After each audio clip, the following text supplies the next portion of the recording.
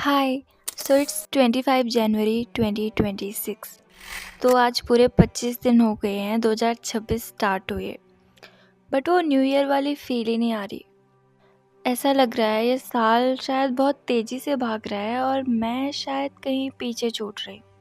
तो जब 2024 ख़त्म हुआ था ना, तो मेरे मन में बहुत सारे सवाल थे कि ये ऐसा क्यों नहीं हुआ, वो वैसा क्यों नहीं हुआ, और जिन चीज़ों को मैंने इतना चाहा वो मेरी ज़िंदगी का हिस्सा क्यों नहीं बन पाए। मगर इन बहुत सारे सवालों के बीच फिर बहुत सारी उम्मीद लेकर मैंने 2025 में एंटर किया। मुझे लगा शायद ये साल कुछ बदलेगा, शायद कुछ चीज़ें अपनी जगह पे आएंगी, लेकिन साल ख़त्म होते होते मैंने कुछ खास लोगों को अपनी ज़िंदगी से जाते हुए भी देखा। किसी पुराने सपने को जिसे मैंने बहुत संभाल के रखा था उसे लेट गो करना भी सीखा। और साल के लास्ट में मैंने अपनी कुछ फीलिंग्स को, कुछ सपनों को टूटते बिखरते हुए देखा, फिर खुद उन टूटे टुकड़ों को समेटने की कोशिश करते हुए भी देखा। मगर एक बात जो 2024 की और 2025 की एंडिंग में बिल्कुल सेम थी, और वो थी बहुत सारे सवाल जो साल गया उसके लिए, और बहुत सारी उम्मीद जो साल आने वाला है उसके लिए।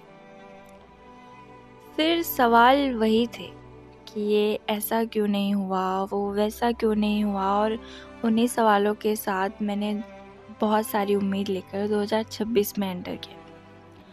अब कुछ लोग मुझे बेवकूफ़ कहेंगे कि इतने सालों से यही तो होता है, और अब भी मुझे इतना समझ नहीं आया कि सिर्फ साल बदल जाने से कुछ नहीं बदलता। और हाँ, मैं मानती हूँ शायद साल बदल जाने से कुछ नहीं बदलता, मगर मेरे लिए नया साल कोई जादू या किसी बात की गारंटी से कई ज़्यादा एक बहाना है उम्मीद रखने का।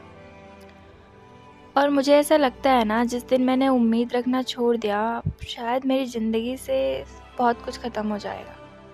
और वो कहते हैं ना, उम्मीद पे दुनिया कायम है। इसलिए इस उम्मीद को मैं हर साल, हर बार फिर से ज़िंदा रखना चाहती हूँ।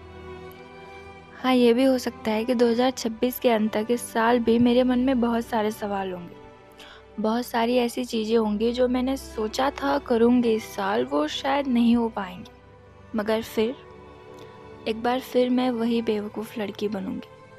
फिर मैं बहुत सारी उम्मीद लेकर 2027 का वेलकम करूँगी। Thank you so much.